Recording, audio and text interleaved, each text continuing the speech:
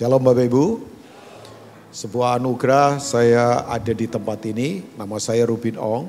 Terakhir datang sudah cukup lama. Ya, saya bersahabat baik dengan Pastor Albert. Ya, walaupun agak lama juga nggak ketemu beliau. Jadi ini satu anugerah untuk ada di tengah-tengah saudara. Nah, yang siap mendengar firman, mari katakan amin. Saya ingin sharing buat Bapak Ibu, nggak menggurui, nggak sok tahu, nggak rasa pendeta paling pinter, bukan ya. Saya nggak mau datang dengan hati seperti itu.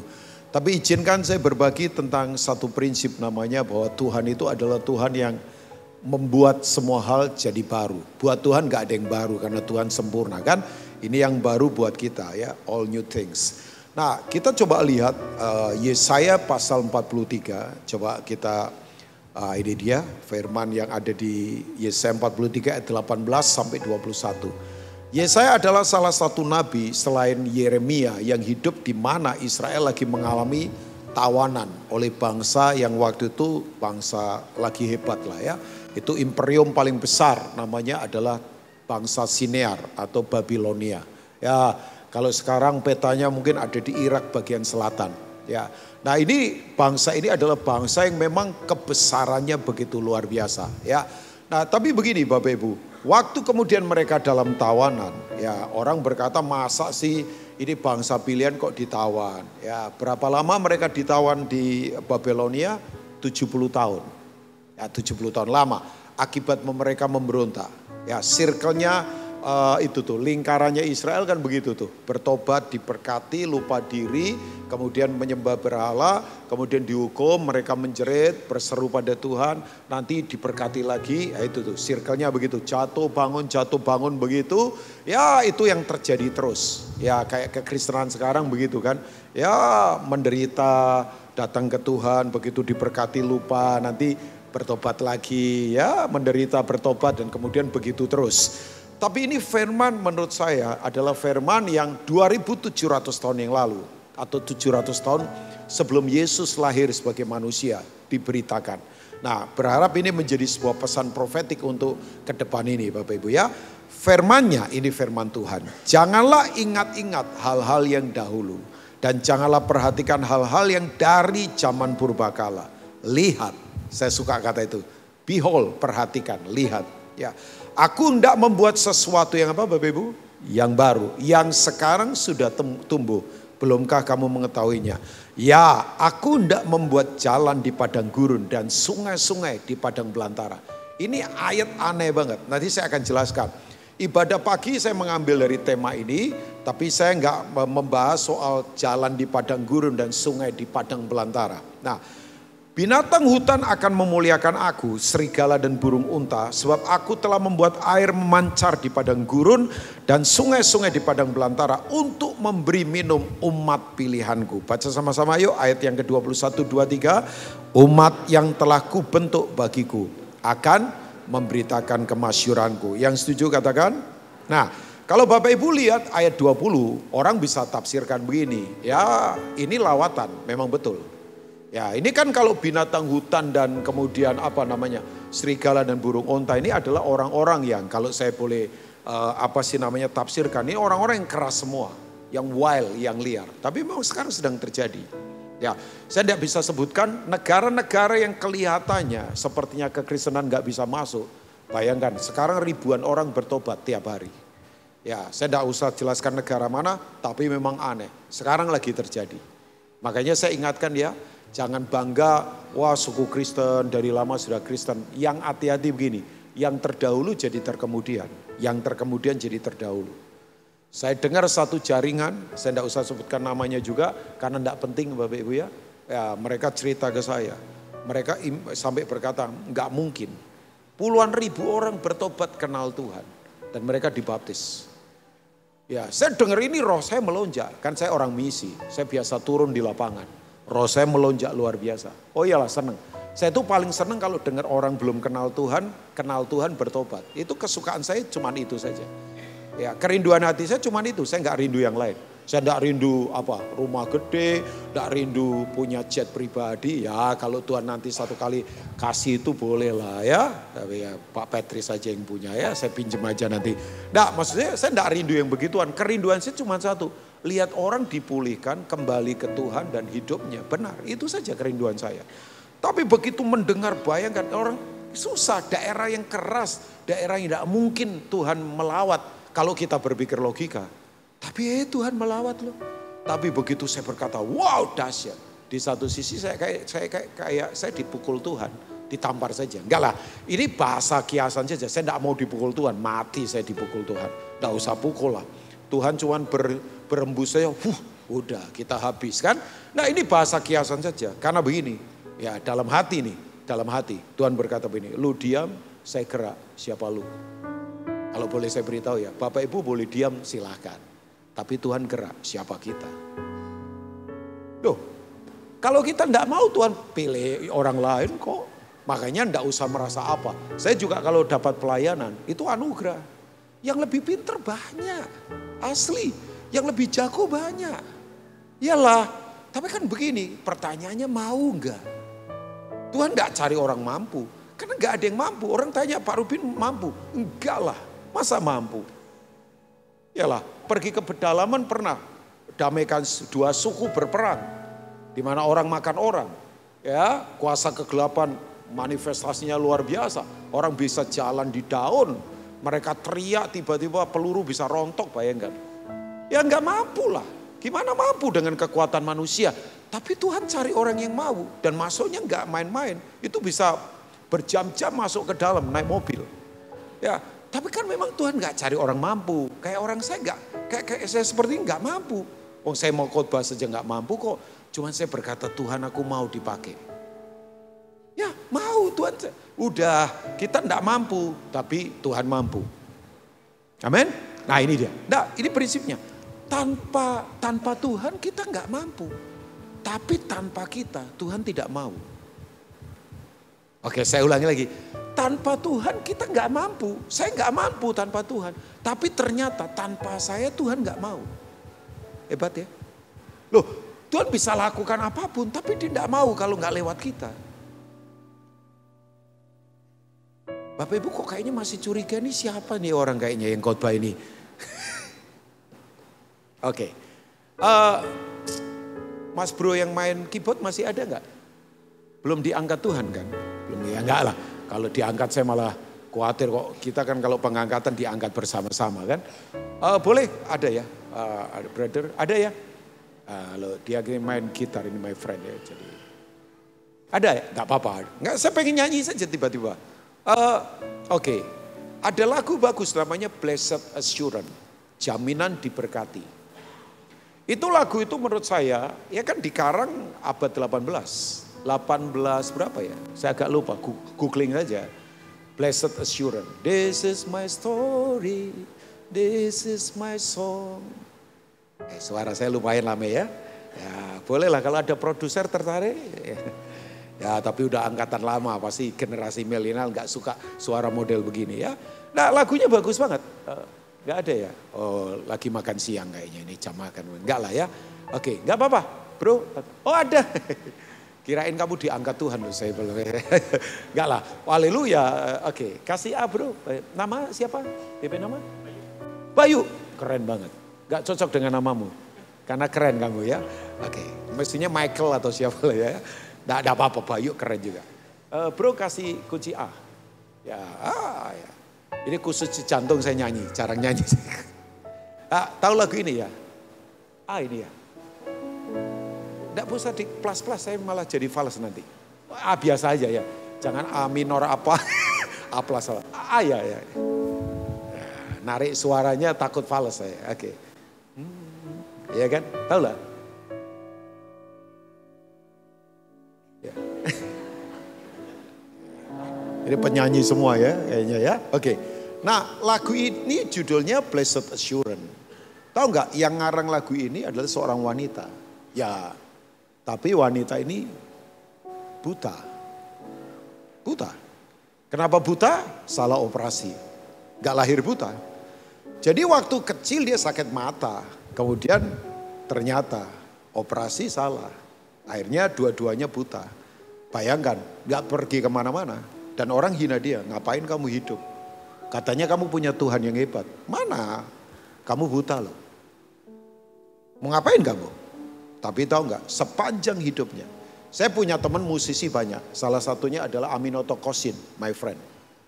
Ya dia orkestranya jago lah. Keluaran lulusan Berkeley, doktor musik. Ya banyak lah anak-anak yang pemusik dekat saya. Enggak, ya Berry Likumahua saya kenal baik juga. Walaupun jarang ketemu. Kalau yang rutin ya Echa Sumantri itu rutin lah. Itu kan teman-teman lama yang ya suka itu. Kadang-kala aja. Nah satu kali Aminoto Kosin bikin konser.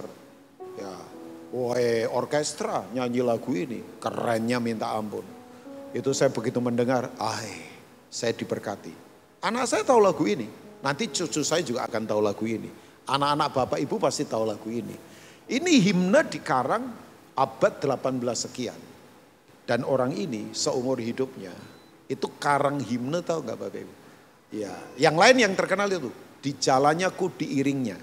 Itu biasanya kalau orang mau penghiburan orang mati, ibadah, salah satu lagu itu favorit sekali itu. Untuk orang diiring ke jalan Tuhan. Ya. Nah dia seumur hidupnya itu ngarang lagu, nyiptain lagu. Gak terlalu banyak. Hanya 8.000 himne. Imagine kan. Dan banyak kan memberkati. Miliatan orang disentuh. Orang buta gak kemana-mana. Tapi lagunya mendunia. Sementara maafkan saya, banyak orang matanya melihat. Tapi buta. Banyak orang punya tangan, tapi nggak punya tangan. Banyak orang nggak punya tangan, tapi punya tangan. Banyak orang punya kaki, tapi belum tentu punya kaki. Banyak orang tidak punya kaki mungkin, cacat, tapi dia punya kaki. Itu dua kata berbeda loh. Ya, iya kan? Ada orang punya tangan, tapi namparin orang. Ada orang nggak punya tangan mungkin, tapi hidupnya memberkati. Ya ada siapa sih? Nix, Fuji, siapa itu? Ya itu ya. Ada itu, motivator hebat kan. Anak Tuhan itu. Ya Nix siapa lupa ya. Fuji Fik apa-apa. Ya. Dipakai Tuhan. Nah orang ini meninggal di usia 80 sekian. Pencipta himne ini. Namanya adalah Fanny Crosby. Googling aja Bapak Ibu. Saya ngomong gak sembarangan ngomong. Coba bayangkan. Jadi kemudian saya sadar, oh iya. Nah saya ingin mengajak kita Bapak Ibu. Bahwa ini dia, Tuhan sedang melakukan sesuatu. Tapi di ayat 18 Tuhan bilang begini, kamu jangan terpenjara masa lalu. Masa lalu ada dua kan. Either satu, kegagalan, kekecewaan. Saya nggak tahu sementara sharing ini, ada yang lagi kecewa. Harapan tidak terjadi, mimpi nggak menjadi kenyataan. Itu bisa jadi penjara. Makanya tadi di ibadah pertama saya sudah bilang, penjara yang paling hebat bukan di Nusa Kambangan. Penjara paling menakutkan bukan di Alcatraz. Alcatraz itu untuk penjahat-penjahat kelas kaliber itu. Tapi penjara paling luar biasa adalah ketika orang kelihatannya gak terpenjara. Tapi hidupnya terpenjara, takut, kepahitan, sombong. Makanya saya suka berpikir kasihan ya. Orang jam tangannya mahal-mahal tapi gak punya waktu. Cuman punya jam tangan. Berdoa nggak pernah, makan sama keluarga nggak bisa. Punya jam tapi nggak punya waktu. Udahlah nggak usah pamer-pamer jam, biasa saja. Punya waktu nggak? Ada orang pakai Rolex terkini, Richard Mille terkini, Hublot terkini, Patek Philippe terkini. Tapi nggak punya waktu. Ada orang suplemennya banyak, tapi nggak sehat pikirannya. Ada orang spring bednya keluaran King Coil terbaru, tapi nggak bisa tidur. Ada orang bisa around the world, keliling dunia. Tapi pulang ke rumah gak bisa karena ribut terus di rumah. Ya buat saya gak ada artinya. Itu penjara. Nah saya berharap di Cijantung gak begitu. Ya makanya Tuhan berkata, kamu jangan ingat yang lalu-lalu sudah. Jadi kalau ada yang pernah gagal, please. Orang tanya, Pak Rubin sering gagal. Saya ini sarjana kegagalan. Enggak. Gagal biasa saja, biasalah. Enggak, maksud saya begini, gagal lah, kita gagal sering lah Pak. Tapi kan jangan sampai kita terpenjara di situ. Loh, papa saya jatuh usaha. Saya anak nomor 1 dari 8 bersaudara, adik saya 7. Saya harus biayai sekolah dengan bekerja. Saya ngelatih drum, saya jadi kuli di pasar bertahun-tahun. Gak apa-apa, yang penting kan gak mengemis. Saya paling gak suka minta orang, apalagi jilat orang. Jangan suka jilat orang, asin rasanya. Kalau terlalu banyak asin darah tinggi pasti. Nggak. Tapi bayangkan, kaki ini, anugerah Tuhan. Saya ngomong anugerah Tuhan. Hampir ke banyak bangsa saya mendarat untuk pelayanan.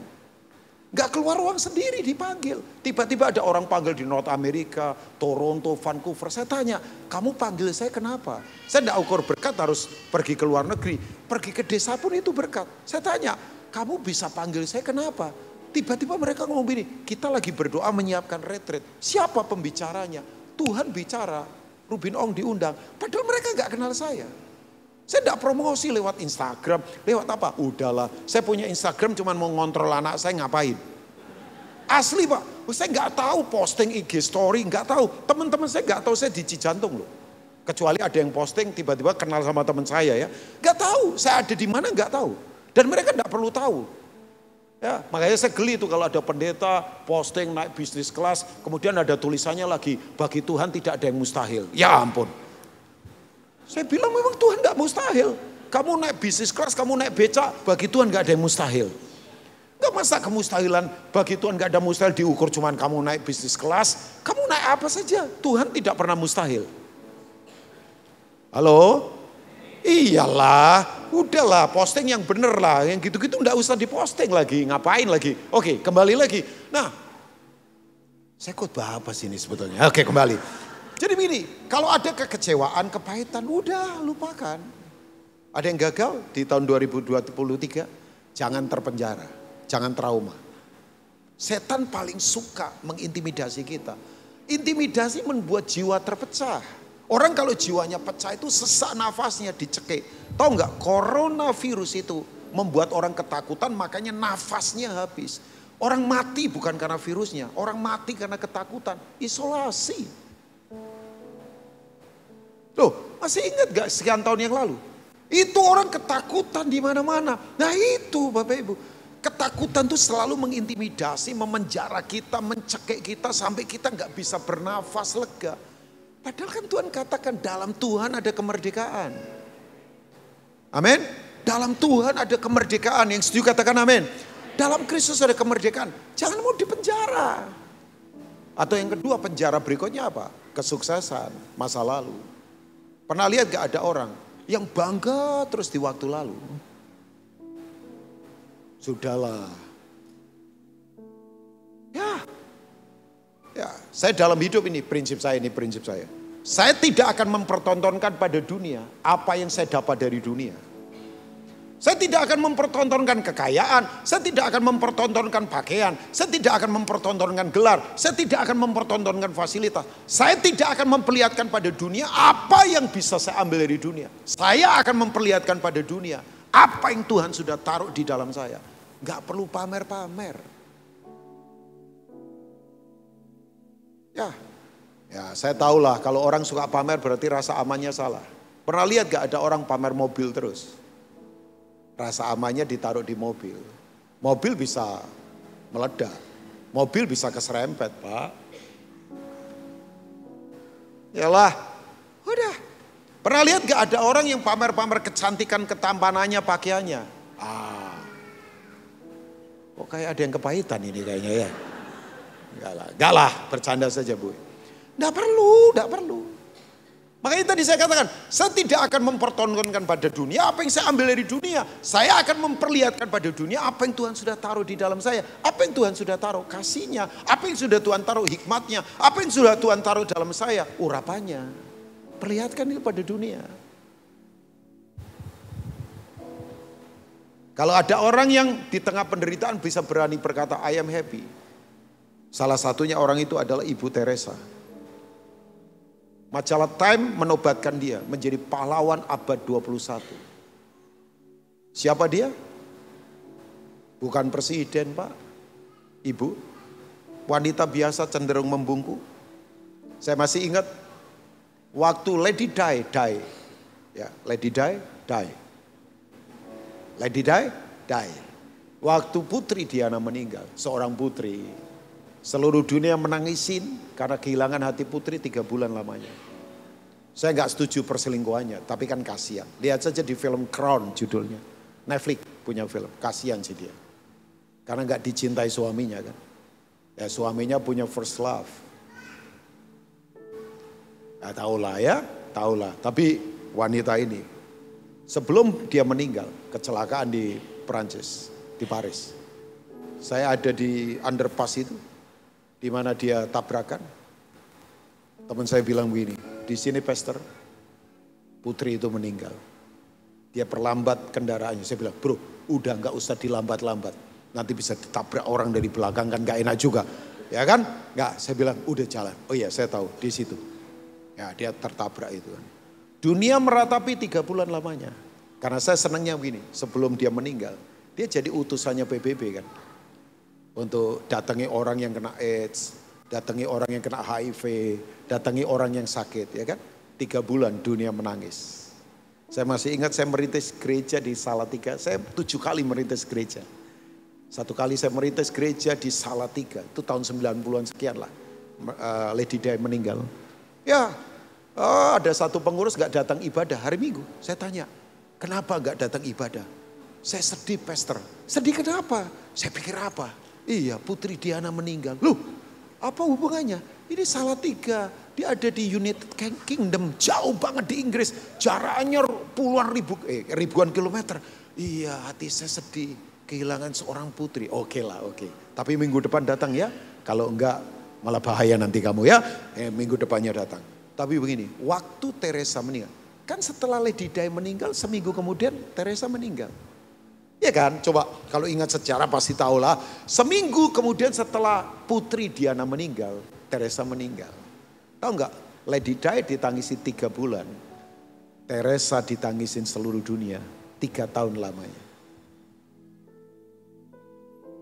Ya, saya masih ingat itu RCTI. Waktu itu kan beritanya, ya TV paling masih lama kan RCTI. Belum ada TV-TV yang sekarang baru-baru kan. Ya, saya lihat di berita seputar Indonesia atau apa itu. Ya, dibandingkan 2 foto ini. Ya memang beda sih. Satu cantik kan, Lady Di cantik. Sementara satu cantiknya memang beda. Teresa cantik. Tapi kan memang inner beauty-nya hebat. Saya tidak kultuskan dia loh. Tapi wanita ini, bayangkan, dia berkata I am happy. Tiap hari ketemu orang penderita lepra. Yang telinganya copot, yang darah campur nanah, yang hidung lubang tinggal 1. Yang tangan copot. Penderita lepra yang berat-berat. Itu tahu nggak? Saking parahnya lepranya, sampai digigitin tikus, mereka enggak kerasa. Makanya salah satu terapinya adalah dokter memberi mereka digandeng sama kucing kalau tidur. Ya, itu karena sarafnya sudah nggak kerasa lagi. Makanya kalau saudara masih rasa sakit itu bagus. Tapi jangan cari penyakit ya maksudnya ya. Nah, kalau saudara rasa sakit itu berarti itu ada tanda-tanda sinyal. Orang kalau nggak lagi punya rasa sakit Pak, itu saking nggak ada rasanya lagi. Sampai tidur digigitin tikus nggak kerasa. Tiba-tiba udah copot saja jari. Nah, tiap hari dia ngumpul dengan orang-orang seperti itu. Dipeluk lagi. Padahal nular kan. Kalau secara penyakit. Tapi dia berkata, I am happy. Menurut saya begini, udah. Sukses itu apa sih sebetulnya? Nah, jangan terpenjara kalau kita sudah sukses, sudah hebat, rasa hebat. Ya, tapi begini, percayalah. Tuhan sedang membuat sesuatu yang baru. Sebab 2 ini, 1 inferior, 1 superior. Orang kalau gagal merasa nggak berarti kan inferior. Inferior dan superior sama-sama sombong karena mengharap penghargaan dari manusia. Orang inferior kan maunya begini, rendah diri, maunya dihargai manusia. Orang superior menganggap orang lain lebih rendah, makanya merasa diri paling hebat. Dua-duanya sama-sama salah. Jadi nggak usah inferior, nggak usah superior. Tuhan kita, Tuhan yang segala-galanya. Nah, saya ingin mengajak kita, apa yang Tuhan mau buat baru? Saya tidak akan khotbahkan yang tadi pagi, tapi begini. Coba kita langsung ke poin saya bagian 3, ada nggak bro? Oke, saya mau ke kedua dulu boleh? Ya bagian pertama diperlihatkan supaya jemaat yang ibadah ketiga ini bisa lihat. Yang pertama tadi sudah ya? Poinnya sudah, oh tadi sudah ya, sorry. Nah ini bagian kedua. Lihat, katakan lihat Bapak Ibu. Sekali lagi lihat, semangat dong, lihat. Katakan lihat. Nah lihat di sini, behold, perhatikan. Itu bukan lihat secara fisik. Tapi secara rohani. Ya, Pak, jangan sulit-sulit lah. Secara rohani itu begini, mata rohani kita harus dipertajam. Caranya bagaimana? Perenungan firman. Makanya kalau mau mata rohani kuat, merenungkan firman. Tanpa ini nggak bisa Bapak Ibu. Kita akan punya pandangan yang seperti Tuhan punya pandangan. Saya punya bahasa terbatas, tapi saya sungguh-sungguh yakin Roh Kudus akan terjemahkan. Ini doanya Paulus. Tahu Bapak Ibu, Paulus itu siapa? Paulus itu anggota Sanhedrin. Paulus itu siapa? Hafal Taurat. Paulus itu siapa? Pinter banget secara teologi. Mungkin dia doktor teologi. Tapi dia berkata, semua nothing. Makanya dia berkata, mataku perlu diterobosi. Makanya ciri atau apa? Bukan ciri ya. Dia mengalami pertobatan adalah begini. Mata jasmaninya perlu dibuat buta dulu di Damsik. Ya kan? Ini orang pinter, dia pakai sudut pandang mata jasmani. Biasanya kan begitu, orang suka pakai kekuatan matanya sendiri. Padahal begini, mata kita terbatas. Kita ini ada di ruangan begini saja, saya terbatas. Saya cuma bisa melihat sekian meter saja. 1 kilo di sini saya nggak tahu apa yang terjadi. Di rumah saya sekarang saya nggak tahu istri saya sedang apa, karena terbatas. Tapi yang namanya mata rohani tidak terbatas. Dan ini yang berkata adalah seorang ahli teologi, doktor teologi, seorang anggota Sanhedrin, kelompok elit, orang-orang yang itu menafsirkan Alkitab, penentu undang-undang sipil dan agama.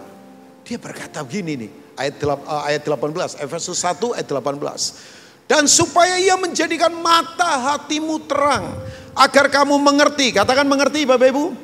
Mengerti menggunakan kata Yunani siniemo. Not talking about knowledge, bukan.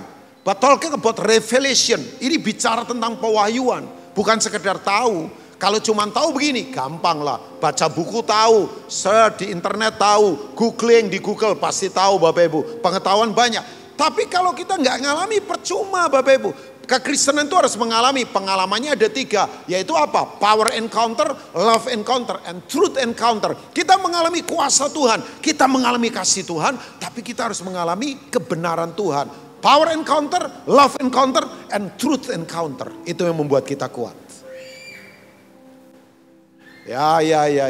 Orang tanya begini, Pak Rubin pelayanan berapa lama? Hampir 40 tahun. Yang sulit di pelayanan apa? Kelola duit. Yang sulit adalah ketika kenikmatan datang ke saya, pujian datang ke saya, penganiayaan biasalah. Saya mau mati beberapa kali di pelayanan. Pesawat meledak, perjalanan misi pernah, kapal mau tenggelam pernah, lagi khotbah diserbu beberapa orang lemparin batu pernah juga. Biasalah. Ngerintis jemaat gak ada fasilitas, pernah juga. Besok makan apa gak tahu, pernah juga. Tapi yang sulit adalah ketika godaan uang datang ke saya. Itu kalau saya tidak pakai mata rohani Pak, tumbang saya Pak. Ya, oh iyalah Pak, itu nggak gampang. Oh iyalah, nggak tahu jemaat Cijantung ya. Ditimpuk 10 juta masih kuat Pak, 10 juta. Ya kalau ratusan ribu sekarang tipis lah Pak. 10 juta, ratusan ribu sekarang tipis ditimpuk. Masih kuat. Tapi coba 10 miliar Pak ditimpuk. Itu pasti goyang Pak. Kalau goyang vertigo Pak, tahu vertigo ya? Vertigo begini, lihat jambu jadi durian. Nah itu vertigo itu. Lihat mentimun jadi manggis. Nah itu vertigo. Nah yang parah lagi, lihat pembantu jadi istri, lihat istri jadi pembantu. Nah itu vertigo parah itu Pak. Ya. Loh ditimpuk 10 juta tahan Pak. Coba aja ditimpuk. Ya masih tahan. 10 miliar Pak ditimpuk. Buk. Nilai hancur, firman dilanggar. Makanya kalau kita nggak mengerti, itu perlu mata hati terang. Ya, supaya kamu mengerti pengharapan apa yang terkandung dalam panggilannya, betapa kayanya kemuliaan bagian yang ditentukannya bagi orang-orang kudus. Kita kaya Pak. Makanya kalau ada kebutuhan jangan berpikir siapa yang bisa aku utangin. Andalin Tuhan. Kurang amin kayaknya. Andelin Tuhan, amin. Oke, boleh saya tanya, bisa nggak orang hidup tanpa uang? Nah ragu kan jawabannya, katanya amin tadi. Bisa nggak orang hidup tanpa uang? Loh ini Kristen semua enggak? Ibu ketawanya agak punya maksud apa ini saya nggak tahu. Nggak apa-apa. Saya banyak cerita lah Pak. Bisa Pak. Covid 3 tahun saya nggak kemana-mana. Dalam anugerah Tuhan, anak saya selesaikan kuliahnya di Australia.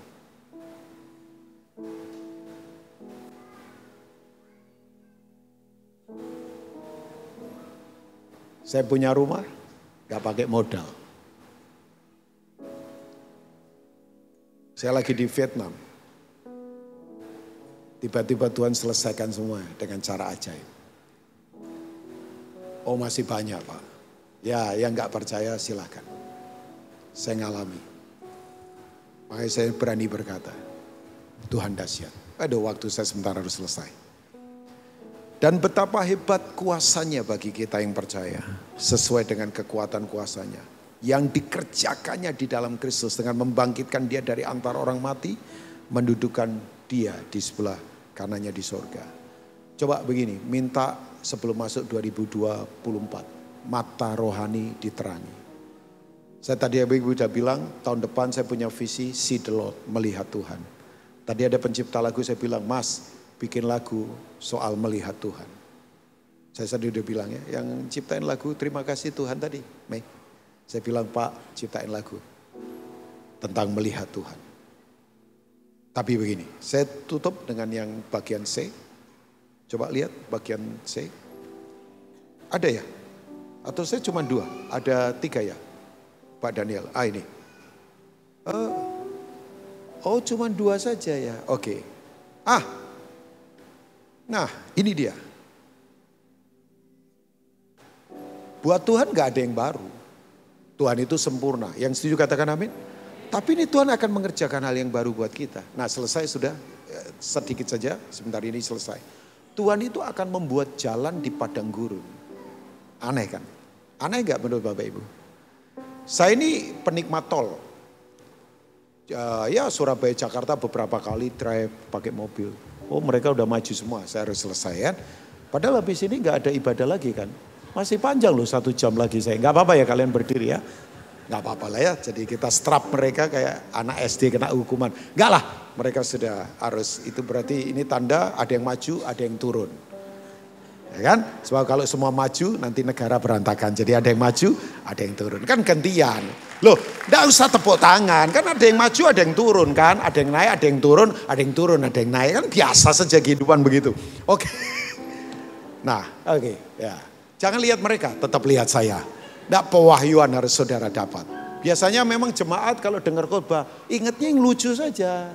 Yang serius enggak diingat. Oke. Tuhan mau buat jalan di padang gurun. Aneh enggak? Anehnya begini, padang gurun ada yang pernah ke sana? Saya beberapa kali ke padang gurun. Padang gurun itu semua jalan. Loh, sudah kalau lihat padang gurun semua jalan. Cuman masalahnya, jalannya benar enggak? Dan di padang gurun itu panasnya luar biasa. Kalau lagi panas banget bisa 60 derajat Celcius. Itu kelenjar keringat, kelenjar ludah bisa pecah. Orang capek. Tapi begini Tuhan berkata, aku mau buat jalan di padang gurun. Bapak Ibu tahu jalan bicara apa?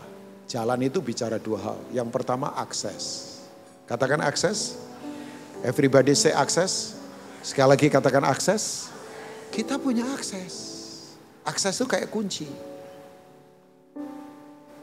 Udah, makanya pintu tertutup atau terbuka nggak ada urusan. Yang penting ada kuncinya. Dan kuncinya Tuhan. Makanya kalau ada pintu tertutup nggak usah marah.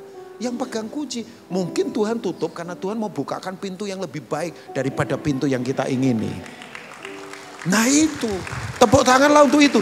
Jadi kalau ada Bapak Ibu yang punya planning gagal, gak usah marah. Karena Tuhan punya planning lebih bagus dari planning kita.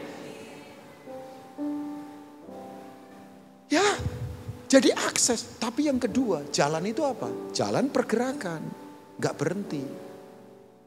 Terus bergerak. Gak ada kematian, movement. Bukan monumen. Monumen tunggu peringatan, selesai sudah. Tapi Tuhan mau kita bergerak. Sudah gak usah takut. Bisnis ke depan, orang berkata sulit.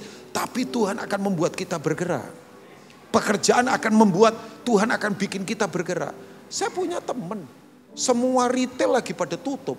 Ya saya nggak usah sebutkan. Ini teman saya malah lagi ekspansi ke Jawa. Dia sudah punya 16 tempat. Nggak terlalu gede sih, tiap hari penghasilan kotor hampir 20 miliar. Dia ekspansi sekarang, semuanya lagi tutup. Dan dia, saya lihat diberkatinya luar biasa. Tapi dia tahu untuk apa? Ya tahu untuk apalah, pelayanan misi terus. Tiap hari kasih makan gratis di 7 kota. Liburkan pendeta setahun 2 kali untuk liburan ke Bali. Minimal 100 orang gratis. Naik pesawat tinggal di hotel, kasih makan minum, kasih uang saku. Itu pelayanan kedua. Belum yang lainnya, ada 7-8 pelayanan yang dia lakukan. Terus bergerak.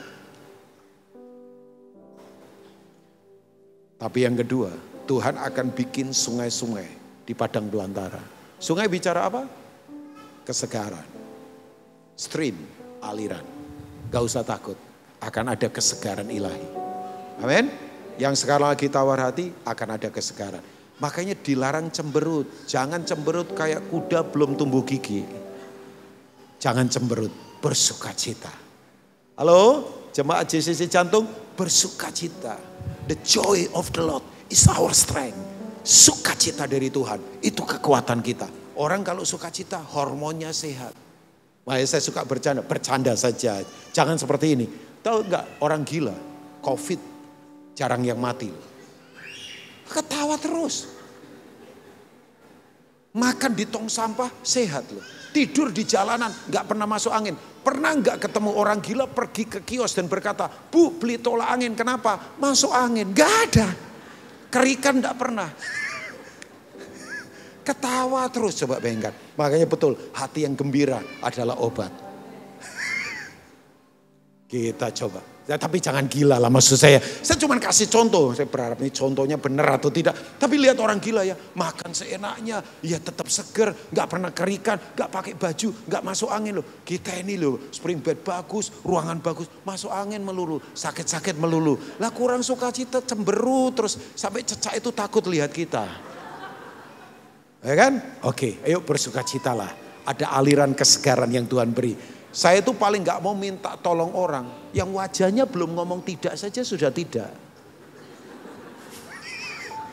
Ya, saya selalu ngomong sama Mei. Mei ini teman baik saya. Itu wajahnya belum ngomong iya saja sudah iya. Dia gak ada wajah tidak sama sekali. Beberapa sih wajahnya banyak yang tidak sih kayaknya. Ya enggak lah, saudara punya wajah ya. God bless you all. Tuhan memberkati. Selamat memasuki 2024. Tuhan Yesus menyertai. Mari kita